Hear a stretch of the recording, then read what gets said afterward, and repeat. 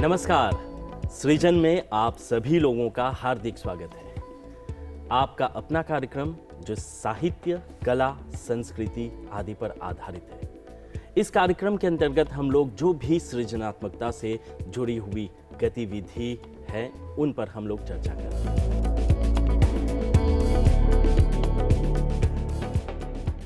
आज के विषय पर आने से पहले दर्शकों, चलिए हम एक श्रद्धांजलि अर्पित करना चाहेंगे श्री अजामिल माताबदल जी को, जिनका देहांत पिछले 14 मार्च 2016 को हुआ और एक बहुत कर्मठ हिंदी सेवी रहे हैं। उन पर चंद पंक्तियां मैं प्रस्तुत करना चाहूँगा, फिर एक वीडियो हम लोग साथ देखते हैं। आँखें देखती थकी सी पर अटल साहस की गहराई, आँखें देखती थकी सी पर अटल साहस की गहराई, हिंदी को अपने हृदय में लिए चल दिए लंबी यात्रा किए। सिपाही करता गया कर्म अपना, सिपाही करता गया कर्म अपना, पारितोषिक की कामना किए बिना सौंप दिया जीवन पूरा। मशाल हिंदी का इतिहास नमन करेगा तेरा, इतिहास नमन करेगा तेरा, इस देश का वीर योद्धा मेरा। जा अब अपनी अधूरी यात्रा कर ले तय वो जो तेरा, और विरासत में छोड़ जा कंधों पर हमारे, कर्मठता तेरी वो जुनून तेरा। इन शब्दों से हम माताबदल जी को श्रद्धांजलि अर्पित करना चाहेंगे और देखिए ये वीडियो।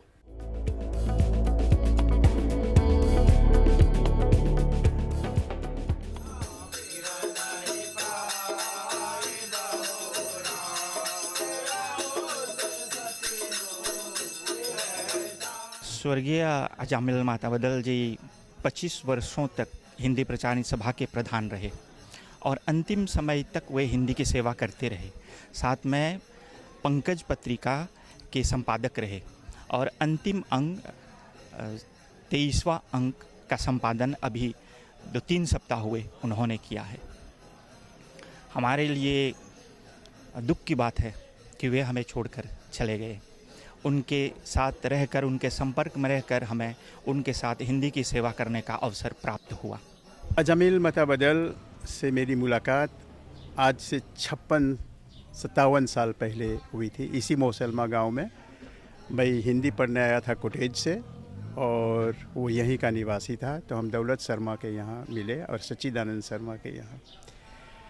फिर हम 1964 में 64 में, आज से 52 साल पहले ट्रेनिंग कॉलेज बोबासा में मिले और हमारी मित्रता आज तक है। हम 2-3 बार इंटरनेशनल कॉन्फ्रेंस में गए, 2 बार दिल्ली में, और अभी सितंबर महीने में हम दिल्ली में थे और लंदन में हिंदी सेक्रेटारिएट की ओर से वहाँ पर अंतर्राष्ट्रीय। बड़े अच्छे दोस्त थे, सज्जन थे, हम मिलते थे और बहुत ही आत्मीयता के साथ हम बातें करते थे, क्योंकि हमारा 50 साल 52 साल का संबंध है। तो एक दूसरी बात थी। फिर हिंदी प्रचारित सभा में मेरा संबंध है और वहाँ पर भी हम मिलते रहे। अभी जो पंकज पत्रिका निकली है, 4-5 लेख, कहानी, चुटकुले उसके हैं। जब समाचार मिला हमें मृत्यु की, तो हम बोले तो अंतिम संपादन किया भाई, और अच्छा एक निशानी है। मैं यहाँ आने से पहले मैं अपनी पुस्तक लाइब्रेरी में पुस्तक ढूंढ रहा था। एक कहानी का संकलन मिला और संपादन उन्होंने किया है। बहुत सुंदर कहानी, अब सब निकाल कर पढ़ेंगे। अजामिल माताबदल ने मुझे पढ़ाया है। मैं मोसलमा में हिंदी पढ़ता था, तब वो मेरे अध्यापक थे। बाद में जब मैं स्वदेश का संपादक बना तो मेरे साथ काम करते थे, सहयोगी थे, और उनके साथ गुरु धीराम जी, और बाद में हम लोग मित्र भी बने हिंदी के अभियान में। बाद में हम साथ लेखक भी बने, कवि भी बने और हिंदी सेवी भी बने। अजामिल माताबदल हिंदी सेवी, अध्यापक, प्रचारक, क्रांतिकारी, लेखक, कवि और पत्रकार भी थे। उनका जाना मॉरिशस साहित्य के लिए किस प्रकार की जानकारी? ना सिर्फ मॉरिशस साहित्य के लिए पर हम सब लोगों के लिए, हिंदी के लिए, हिंदी प्रचारणी सभा के लिए, बैठकाओं के लिए, हिंदी परीक्षाओं के लिए, जो प्राइवेट में पढ़ते हैं उनके लिए ये सब बहुत ही कैसे कहेंगे, क्षति है। ये हमारे लिए क्षति है। इनके जैसे सेवक, इनके जैसे साहित्यकार, इनके जैसे मनीषी, इनके जैसे पत्रकार, इनके जैसे लेखक, इनके जैसे कवि और इनके जैसे अंतर्राष्ट्रीय स्तर पर काम करने वाले आपको बहुत कम मिलेंगे।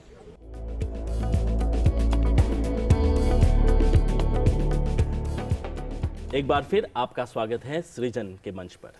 तो जिस विषय पर हम लोग चर्चा करने वाले हैं वो है नाटक और रंगमंच, और विशेषकर मॉरिशस में कला एवं संस्कृति मंत्रालय द्वारा जो प्रतियोगिताएं चलती हैं राष्ट्रीय स्तर पर, राष्ट्रीय नाट्य प्रतियोगिताएं, इन पर हम लोग चर्चा करने वाले हैं।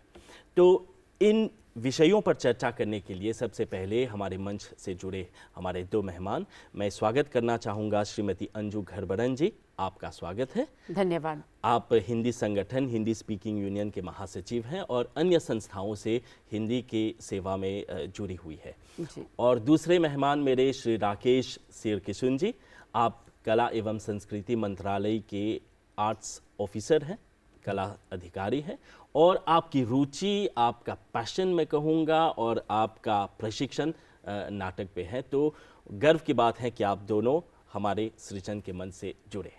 हमारे लिए भी गर्व की बात है कि आपने हमें याद किया और हम यहाँ पर सृजन कार्यक्रम से जुड़ पाए। पूरी टीम से आप लोगों का स्वागत है। धन्यवाद। तो सबसे पहले चलिए सीधे हम विषय पर उतरते हैं। अंजू जी, आप थोड़ा सा अपने अनुभवों के बारे में बताएं हमारे दर्शकों को, किस प्रकार से सृजनात्मकता कार्य के साथ आप जुड़ी हुई है। हिंदी स्पीकिंग यूनियन से जुड़ने से पहले, बहुत पहले, जैसे कि मैं भारत से आई थी तो हिंदी भाषा की ओर ज़्यादा झुकाव था मेरा। क्रियोल नहीं जानती थी, अंग्रेजी जानते हुए भी झुकाव हमेशा ही हिंदी से रहा, क्योंकि हिंदी प्रदेश से हैं। तो हमारे तो रक्त संचार में ही हिंदी है। हिंदी की ओर झुकाव होना स्वाभाविक था। इसलिए जब यहाँ पर आई, हिंदी संगठन की, आर्य समाज, अन्य संस्थाओं में भी हिंदी से जुड़ी गतिविधियाँ होती थी, प्रतियोगिताएं होती थी, उनको देखकर बहुत अच्छा लगता था।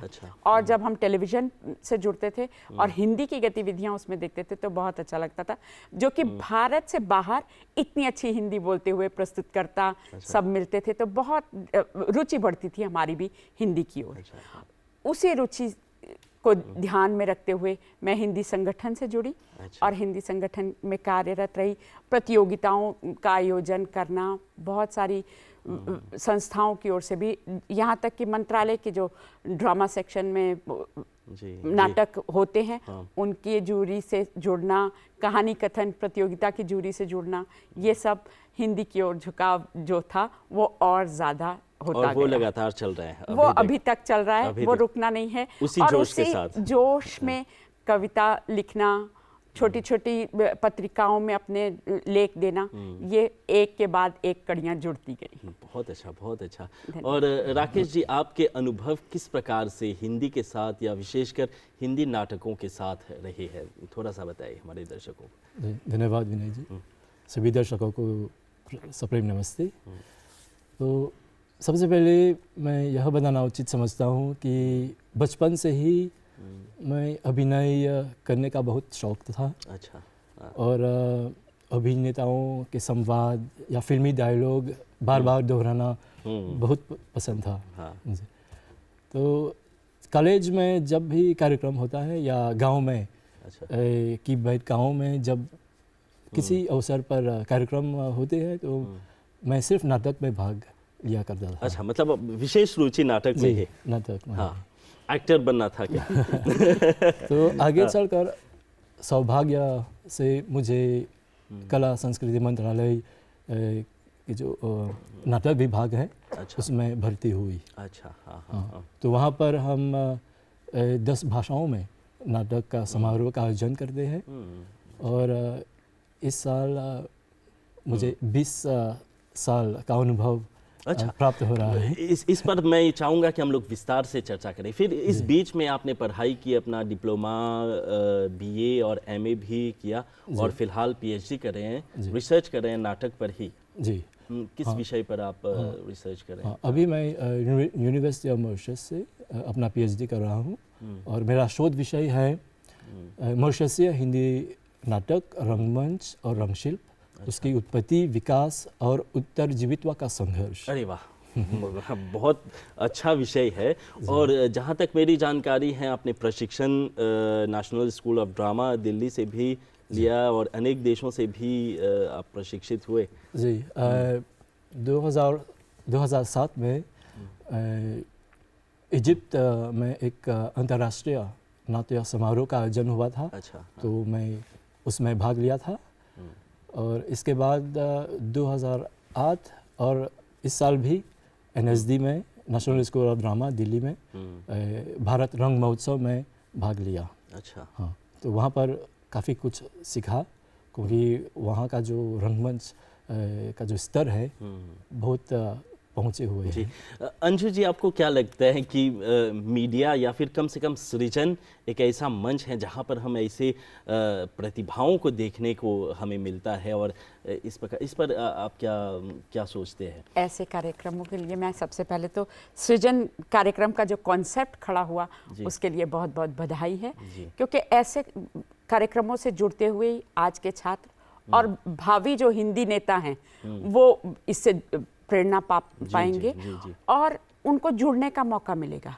ऐसे मंचों से। क्योंकि अभी तक जितने सारे काम हुए हैं सृजन के क्षेत्र में, अगर उसमें कुछ मीडिया कवरेज मिल जाए या न्यूज में आ जाए तो लोगों को प्रेरणा मिलती है। जो दृश्य द्रव्य का जो होता है वो अलग ही होता है। प्रभाव, दूरदर्शन का प्रभाव बहुत ज़्यादा होता है। जैसे कि हम भी बचपन में, जब सुर सदन आगरा में एक बहुत बड़ा थिएटर था, मैं जानता हूँ अभी तक है। उसमें त्योहारों के माध्यम से, जब जन्माष्टमी का उत्सव आ रहा है तो हम रासलीला देखने जाते थे, जब रामनवमी का आ रहा है उत्सव तो हम लोग रामलीला देखने उसमें जुड़ते थे, और जब करवा चौथ का व्रत आता था तो सावित्री सत्यवान की कथा से जुड़ते थे। तो ऐसे मंचों से जुड़ के हमें प्रेरणा मिलती है और कुरीतियों की ओर ध्यान नहीं जाता है। बच्चों को एक मोटिवेशन मिलता है उससे, क्योंकि वे कुरीतियों की ओर नहीं जा पाते हैं। उनके हमारे हिंदी जगत में त्योहारों के माध्यम से बहुत आप संस्कारों से जुड़ते हैं। सही है। और इन स्थितियों को नाटक के माध्यम से हमारे देश में बहुत अच्छी तरह से प्रस्तुत किया गया है। मैं चाहूंगा कि आप बताएं कि नाटक का इतिहास मॉरिशस में कैसा रहा। नाटक का इतिहास जब मैं यहाँ पे पढ़ती हूँ, देखती हूँ, सुनती हूँ, तो 1901 में टैगोर शताब्दी के अवसर पर प्लाजा थिएटर में बहुत सारे नाटक मंचन हुए थे। जैसे कि आप जानते हैं विसर्जन, चित्रा, डाकघर आदि का मंचन हुआ था उस समय। 1924 में त्रियोले नाटक मंडली की ओर से सत्यवादी हरिश्चंद्र, सूरदास आदि का आयोजन हुआ। 1928 में चंद्रहार, प्रसिद्ध जो रिविया जिगौपा से जुड़ा था, वो हुआ। 1965 में अजंता आर्ट्स की ओर से बहुत सारे अभिमन्यु अनंत जी पर कार्यक्रम हुए, नाटक हुए। और यहाँ पर महिलाओं का जो योगदान है, भानुमति नागदान जी हैं जो कि रेडियो नाटक से जुड़ी, सीता रामयाद जी हैं, कल्पना लाल जी ने तो 10 वर्ष अपने छात्रों के साथ नाटक प्रस्तुत किए। तो ये महिलाओं की ओर से, जो कि महिलाएं बहुत इस क्षेत्र में कम हैं, पर फिर भी उनका योगदान भुलाया नहीं जा सकता।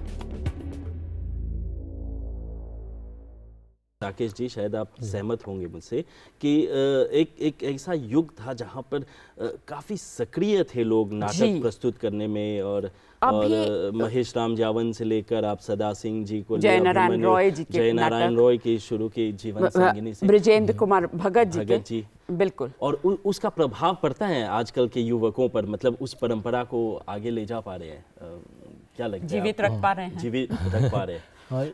जी हाँ। तो सीधे मैं सवाल करना चाहूँगा आप राकेश जी से, जब आप चर्चा कर रहे हैं कि राष्ट्रीय स्तर पर नाट्य प्रतियोगिताएं चलती है, जो नेशनल ड्रामा फेस्टिवल होते हैं, तो थोड़ा इसके बारे में बताएं कि किस प्रकार से इसका आयोजन होता है, किस ढंग से मिनिस्ट्री आगे बढ़ती है इसके साथ? जी हमारे मंत्रालय में एक पूल ऑफ आर्टिस्ट है। अच्छा, हाँ। तो इसमें उनके नाम और पता भी है। तो हम हर साल जनवरी महीने में एक सूचना पत्र भेजते हैं। अच्छा। सभी कलाकारों को, और सभी कॉलेजों में भी सूचना पत्र भेजते हैं। अच्छा। और एक कैलेंडर ऑफ एक्टिविटीज़ भी भेजते हैं जी। ताकि वे लोग स्वतंत्र रूप से चुन सकते हैं कि किस भाषा में भाग लेना चाहते हैं। तो इस प्रकार से हम शुरू करते हैं, और जितने भी प्रतिभागी रुचि दिखा रहे हैं तो हम उनको एक प्रशिक्षण भी देते हैं। अच्छा अच्छा। ताकि वे अच्छी तरह से अपना जो नाटक मंचन है अच्छे ढंग से प्रस्तुत तो करें। प्रशिक्षण पर अभी थोड़ी देर हम लोग चर्चा करेंगे। कितनी भाषाओं में नाटक चलते हैं जी यहाँ हाँ, पर? तो हर साल हम 10 भाषाओं में नाटक 10 भाषाओं में? जी, नाटक समारोह। मॉरिशस जैसे छोटे देश में 10 भाषाओं पर सराहनीय कार्य है। बहुत बड़ी बात है। बड़ी बात है, हाँ। और 10 भाषाओं में से हिंदी है, हिंदी, भोजपुरी, जी। तमिल, तेलुगु, मराठी, उर्दू, फ्रेंच, इंग्लिश, मंdarin और क्रियोल। अच्छा, हाँ हाँ हाँ। जी। और काफ़ी लोग रुचि दिखाते हैं, मेरे ख्याल से हिंदी में ज़्यादा होंगे ना? हाँ, मैं हिंदी विभाग में हूँ। तो हिंदी जितने भी प्रतिभागी हैं हर साल मैं देख रहा हूँ कि बढ़ता जा रहा है। कुछ आपके पास कुछ आंकड़े होंगे, मतलब पिछले 5-10 साल के लगभग किस प्रकार से कितने? हाँ, अगर हम पिछले 10 साल के आंकड़े देखेंगे तो अब तक का 222 नाटक का मंचन पिछले 10 सालों में हो चुका है। 222, और उनमें से 112 क्लब्स हैं। अच्छा, और पूरे मॉरिशस में? जी, पूरे मॉरिशस। और मतलब सक्रिय हैं काफ़ी लोग इस ढंग से। बहुत ज़्यादा सक्रियता है, पर उसे एक मीडिया की छत्र छाया चाहिए। वो चाहिए। क्योंकि मीडिया में ना आने के कारण भी लोग पिछड़ जाते हैं, उनका प्रोत्साहन नहीं हो पाता है। जी जी जी जी। तो मीडिया को भी इसमें भागीदारी होनी चाहिए। जैसे कि सृजन कार्यक्रम से आज बहुत सारे लोग जान पाएंगे कि नाटक मंचन के लिए 112 क्लब हैं। आप सोचिए 112 क्लब, मतलब इतने छोटे से देश में। अंजू जी, आप बताइए कि आप जूरी मेंबर रह चुकी है इस प्रकार की प्रतियोगिताओं में। आपके अनुभव कैसे रहे? पहले मैंने नाटक की जो कार्यशालाएं होती थी उसमें भी काफ़ी सक्रिय रहे। हिंदी संगठन की ओर से भी हुआ। यहाँ पर दर्शन पुरोहित जी आए थे, उनके द्वारा कार्यशाला चली थी, उसमें भी भाग लिया। उसके बाद जब मंत्रालय से प्रस्ताव आया कि जूरी में भाग लेना है तो जूरी में भी भाग लिया। अच्छा। और बहुत अच्छा अनुभव रहा वहाँ पर जितने भी मंचन हुए। उसके बाद हम प्रिलिमिनरीज को देखकर जब उनसे बातचीत की तो उसमें सुधार का बहुत उनको मौका मिला। जी। फिर वो मंचन जो है फाइनल तक पहुंचा, और फाइनल में जो उन्होंने उसमें चेंजेस लाकर जो प्रस्तुतिकरण किया तो वो बहुत सुंदर मंचन था। अच्छा। और क्योंकि मैं हिंदी संगठन की ओर से थी वहाँ पर, तो मेरा झुकाव भाषा की ओर ज़्यादा रहा। तो उच्चारण में छात्र जो वहाँ पे भाग ले रहे थे उनमें जैसे कि सम्मान देना है, तो वो सम्मान ना बोलकर सामान देना है। तो आप अंतर जान पाएंगे कि शब्द तो उच्चारण में इस प्रकार की चुनौतियां आप कार्यशालाओं में थोड़े बहुत बांटने की कोशिश करते हैं? अवश्य बांटने की कोशिश करते हैं। अब जैसे कि छात्र, तो वो छात्र ना बोलकर छत्र बोल रहे हैं। अच्छा, तो ऐसे ऐसे हमने उनका ध्यान आकृष्ट किया कि वे अपने गुरुजनों गुरु बहनों के साथ इस पर अपना विशेष ध्यान दें। अच्छा। और भाषा का शुद्ध उच्चारण, भाषा की ओर झुकाव हमारा ज़्यादा है। हाँ, तो भाषा शुद्ध होनी चाहिए नाटकों के मंचों से। और उनका ध्यान आकृष्ट किया जो कि प्रॉप्स रखे जाते हैं। अच्छा। अब घड़ी रखी है तो आपको विशेषतर घड़ी को बार बार नहीं देखना है, पर जैसे कि एक बच्चा आने वाला है स्कूल से, तो आप बिना देखे भी कह सकते हैं कि इतना समय हो गया। तो आपने ध्यान आकृष्ट कर दिया घड़ी की ओर कि इतना समय हो गया, बच्चा अभी तक घर नहीं पहुंचा है। तो प्रॉप्स की ओर भी ध्यान आकृष्ट करना, और किस प्रकार से वे मंच पर रहें, बिल्कुल सीधे सीधे लाइन में ना रहें। ये सब ध्यान देना पड़ता है। और ये सब छोटी छोटी बातें हैं जो हमने बांटी उनके साथ, अनुभवों के अंतर्गत आगे। जी मुझे राकेश जी आप बताइए कि जितने सारे नाटक प्रस्तुत किए जाते हैं या जितने सारे लोग भाग लेते हैं उनमें, क्या ये सारे नाटक यहीं के लिखे होते हैं, यहाँ के लोकल राइटर्स, या फिर कुछ भारतीय या अन्य नाटकों को मंचित करके प्रस्तुत करते हैं? नहीं, वैसे तो विदेशी नाटक भी हैं, स्थानीय भी। अच्छा।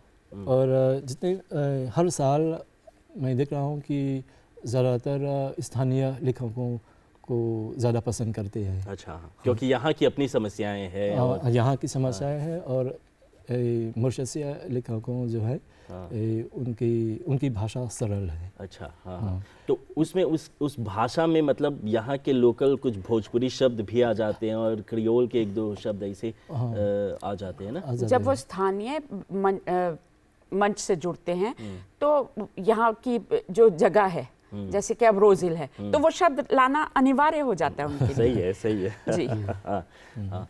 तो मतलब आपको लगता है कि साल दर साल अधिक से अधिक लोग नाटक लिखने में भी रुचि रख रहे हैं? जी हाँ, प्रस्तुत करने के अलावा मतलब यहाँ पर जो सक्रियता रचनात्मकता है वो नाटक में है। बहुत से लेखक हैं आज, इंद्रदेव भोला जी हैं, शंभू जी हैं, तो ये सब स्थानीय नाटक लिखते हैं और जिनका मंचन बहुत अच्छे से हो रहा है। और युवा लेखक भी मिलता है कुछ, मतलब नवयुवक जो लिख रहे हैं? जी, मिलता है। और गत साल हिंदी ड्रामा फेस्टिवल के लिए हमें 29 क्लब्स मिले थे, 29। तो उनमें से 25 लोकल राइटर्स। बहुत अच्छी संख्या है। क्या बात है। 29 में से 25 ऐसे आपको मौलिक नाटक मिल रहे हैं इस देश के लिए, मुझे लगता है बहुत बड़ी बात है। तो कहीं भी आपको ये नहीं लगता कि हिंदी की स्थिति अच्छी नहीं है? नहीं, हिंदी की स्थिति बहुत ही सुदृढ़ है। किसी भी हाल में निराश नहीं होना, निराश नहीं होना इस देश में। और जब युवा पीढ़ी ने अपने कंधों पर ले लिया है इस प्रकार के कार्य, तो फिर लेकिन अंजू जी आप बताएं कि जो स्थानीय नाटक है उनमें किस प्रकार की स्थानीय समस्याओं को रेखांकित किया जाता है?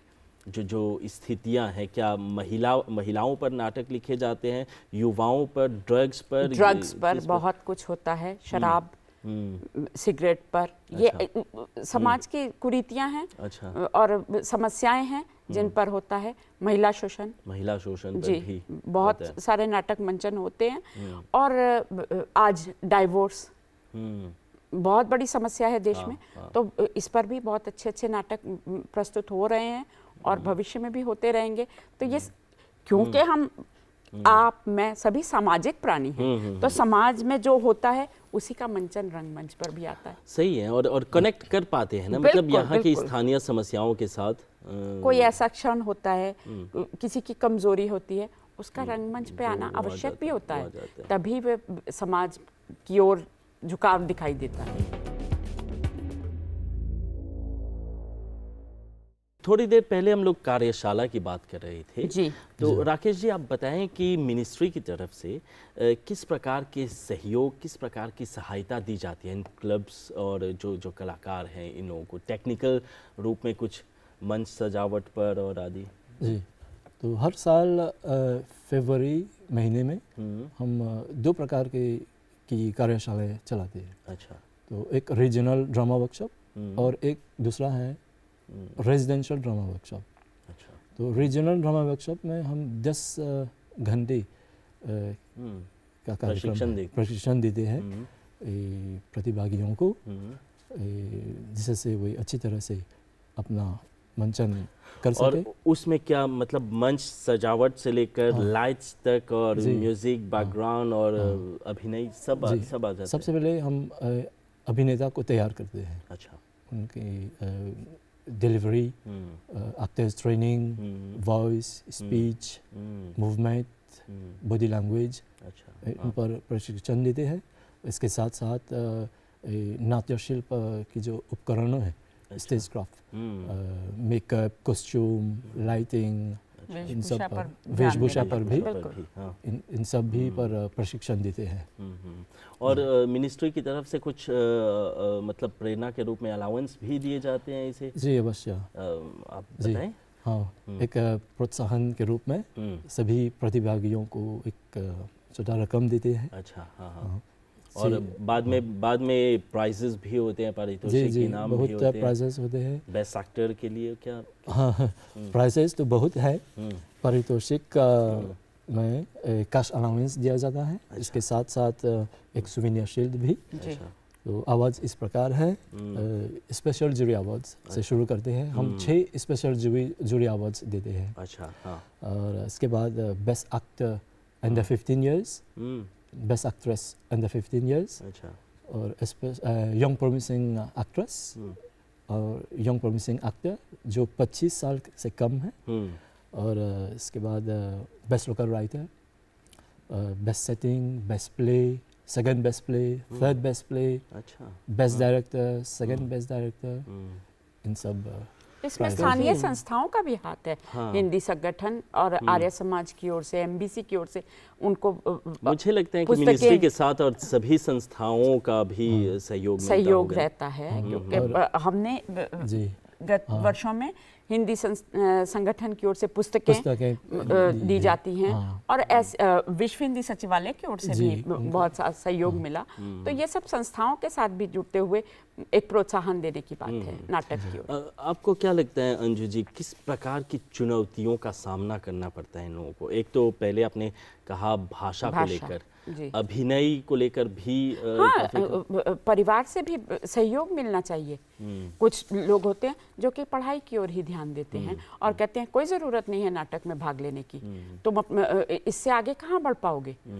तो ये एक बहुत बड़ी चुनौती आती है। अच्छा, जिसमें के अभिभावकगण को भाग लेना चाहिए। क्योंकि जब हम शिक्षा की ओर झुकाव है तो पूर्ण शिक्षा वही होती है जिसमें आप स्पोर्ट्स से भी जुड़ें, मंचों से जुड़ें, वो नाटक हो चाहे कविता, केवल एकेडमिक न हो लेकिन इसके साथ अन्य माध्यम से भी छात्रगण बहुत कुछ अर्जित कर सकते हैं। तो ये बहुत बड़ी चुनौती है जो कि अभिभावकगण को जानना चाहिए कि छात्र खाली शिक्षा की ओर ना जाकर अन्य मंचों से भी जुड़े। जी। और राकेश जी, तो इस प्रकार से अभिनय को बेहतर कराने के लिए उनको मतलब अच्छी तरह से अपने अभिनय को प्रस्तुत करने के लिए मिनिस्ट्री से भी कार्यशालाओं के अंतर्गत इस तरह से आप सहयोग देते हैं आप लोग? जी, जैसे कि मैं आपको बता दिया कि हम 2 प्रकार के कार्यशालाएं चलाते हैं, रीजनल और रेजिडेंशियल। और रेजिडेंशियल में 3 दिनों का कार्यक्रम है। अच्छा। और जितने भी पार्टिसिपेंट्स आते हैं उनको वहीं पर रहना पड़ता है। अच्छा। हाँ। जी, शुक्रवार से रविवार तक। हाँ। और इस साल हम रेजिडेंशियल ड्रामा वर्कशॉप कर रहे हैं पातो साहब रिक्रिएशनल सेंटर में। अच्छा। और 14, 15 और 16। और आपको क्या लगता है कि जो कलाकार है काफ़ी उत्साहित होते हैं इस प्रकार से वर्कशॉप में भाग लेने के लिए? जी अवश्य प्रोत्साहित होते हैं क्योंकि उन्हें जो टेक्निकल सपोर्ट दिया जाता है उनके लिए बहुत लाभदायक है। इससे सामाजिक चेतना भी बढ़ती है और मानसिक अभिव्यक्ति का मौका मिलता है। जो चरित्र का निर्माण होता है, सुंदरता का बोध आता है। तो ऐसी चीज़ें जब तक के बच्चा बाहर ना निकले, ऐसे मंच से ना जुड़े, तो वे कहीं भी नहीं जान तो पाएगा। इन विषयों पर जो हमने चर्चा की, आप लोगों को क्या लगता है कि मॉरिशस में नाटक का भविष्य सदा उज्जवल है? बिल्कुल। जब आप 112 क्लब्स की बात कर रहे हैं तो मुझे इससे ज़्यादा क्या हो सकता है। क्लब्स के अलावा बहुत से कॉलेज हैं। कॉलेज भी है और नाटक मंडलियाँ भी हैं इस प्रकार से गाँव में। तो इसमें सामाजिक संस्थाओं का विभाग है वो भी अपना प्रोत्साहन दे सकती हैं इसकी जी ओर। जी। तो राकेश जी कब से शुरू कर रहे हैं अभी प्रतियोगिता? जी, इस साल हम शुरू कर रहे हैं 25 अप्रैल। अच्छा, फिर प्रिलिमिनरी और फाइनल? हाँ, फाइनल 25 अप्रैल से 7 मई तक प्रिलिमिनरी चलता रहेगा। जी जी और उसका जो फाइनल्स हैं 16 मई। जी। तो इसके लिए मैं आप दोनों को बहुत बहुत धन्यवाद देना चाहूँगा। अब देखिए बहुत जल्दी कार्यक्रम हमारा समाप्त हो गया, लेकिन फिर भी काफ़ी विषयों पर छूट जाती हैं, लेकिन फिर भी जो मूल बातें हैं जो आपके ज़रिए हमारे सृजन के दर्शकों तक पहुंच पाए, वो मुझे लगता है कि लाभकारी होंगे। और शायद इस कार्यक्रम को देखने के बाद अगले वर्ष और अधिक लोग इन राष्ट्रीय नाट्य प्रतियोगिताओं में भाग लेने की कोशिश करेंगे और अपनी कलात्मकता, अपनी प्रतिभा को दिखा पाएंगे। तो सबसे पहले अंजू जी बहुत धन्यवाद आपको, राकेश जी बहुत धन्यवाद, और कला एवं संस्कृति मंत्रालय को भी बहुत धन्यवाद। तो इसके साथ दर्शकों यहाँ पर हमारा कार्यक्रम समाप्त होता है। सृजन यहीं पर इसको विराम दे रहे हैं। आज हमने नाटक पर चर्चा की और राष्ट्रीय नाट्य प्रतियोगिताओं पर हमने अपना विषय रखा है। तो प्रतीक्षा करें एक अगले अंक तक के लिए। तब तक के लिए धन्यवाद और नमस्कार।